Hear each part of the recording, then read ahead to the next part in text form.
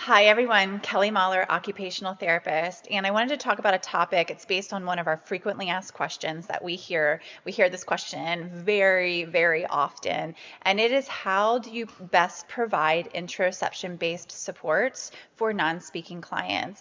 And I am joined in this topic by one of my friends and colleagues, Judy Endow. She has been collaborating with me. We're developing a live course on this topic, and I wanted to offer a free blog post on the same topic. So just a couple tips here for you. And I must mention that as we were developing these tips, it really occurred to me that these tips are essential for our non-speaking clients. But you know what? They are also really, really important and helpful for a lot of our clients that speak to communicate. So these tips apply to non-speaking clients and speaking clients alike. So tip number one is all about internal and external stabilization and regulation. And so how do we help our clients' bodies to feel as regulated as possible? And why is this important? Let's talk about that first. This is important because think about a time when you've been like super stressed or super dysregulated. I don't know about you, but my body feels really uncomfortable when I am like really dysregulated. And that's not really a good time or a motivating time that I want to be invited to pay attention to how my body is feeling. And the same holds true for many of our clients. We want their bodies to feel regulated and safe so that it feels motivating to pay attention to how their body is feeling. So that regulation is so important. And many times our clients require something called co-regulation to help their bodies get to that regulated spot. And what do we mean by co-regulation? That is just where we, as the supporters, are helping our clients to regulate. We're offering the sensory-based supports that we know are a match for their neurology. We are considering those internal factors. We are helping to reduce that dysregulation. We are helping them to stabilize their nervous system, their stress response.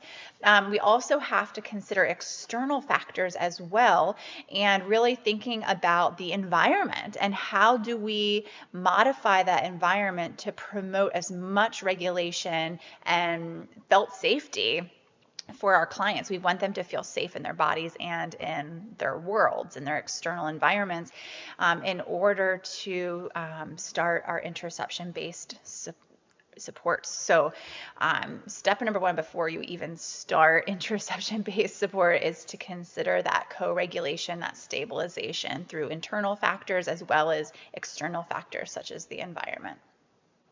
So tip number two is all about predictability, sameness, and routine.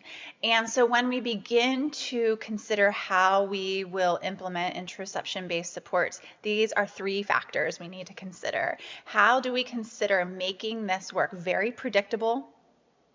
How do we incorporate elements of sameness across all times that we're implementing these supports? And those routines are so incredibly important. We know that predictability, sameness, and routine is essential for almost all non-speaking clients, and also perhaps some of our speaking clients. I think it's very important as well.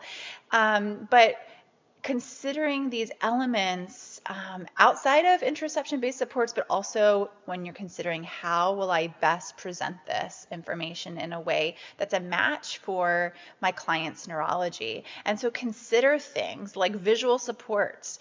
So what kind of visual supports can you offer? Maybe it's a visual schedule, and that visual schedule incorporates the client's interests, and it is presented exactly the same way in each of your sessions or times that you are presenting this work, this interoception-based work.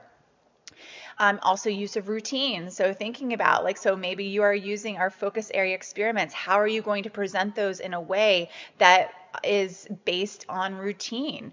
And maybe that routine, you are presenting that routine, those focus area experiments in the same way, in a routine each and every time. Maybe the only thing that changes is the experiment themselves.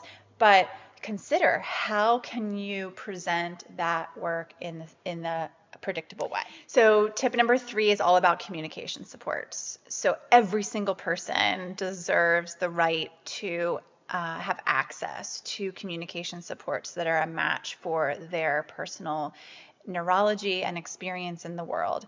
And we really need to think carefully when we are implementing interoception-based supports. How do we match each client and their communication style? How do we embed things like perhaps visual supports or different methods of communication that will allow them to perhaps express what their unique inner experience is all about? If you remember, we've talked in past blogs about how important it is that we validate and we honor every single person's unique inner experience. This work is not about us labeling someone else's experience, telling them how we think their experience should be. This is all about really helping each person discover their own experience. And that is no different when we're talking about communication support. So how do we foster a process where we are empowering each client to be able to express in their own way how their body is feeling? The next tip is all about presuming competence and really thinking about how we are presenting the interoception-based work. It is so important that our clients always experience full body autonomy, both with interoception-based work and outside of it, and they always have choice. We talk a lot about interoception supports are always an invitation to participate. They are never a demand. A person has full choice over if they want to participate or not. If something doesn't go well, and guess what? I'm going to admit it. I have sessions that do not go well, and we need to be really careful about placing the blame on the client. I really get very reflective with myself and challenge myself to think about what do I need to do differently to help support the success of my client. And I love, there's research back actually from the 1980s, so it's pretty old, but there's a concept by Donnellan all about instructional inadequacy. And that's all about really like assuming that if a learner is not doing well with the supports we're providing, then we need to consider how the instructional process, what we are bringing to the table, is inadequate. It's not a match for that learner's neurology, and continually reflecting and challenging ourselves to find more meaningful ways of supporting each client. And Judy brings another piece of this, and that's called environmental inadequacy.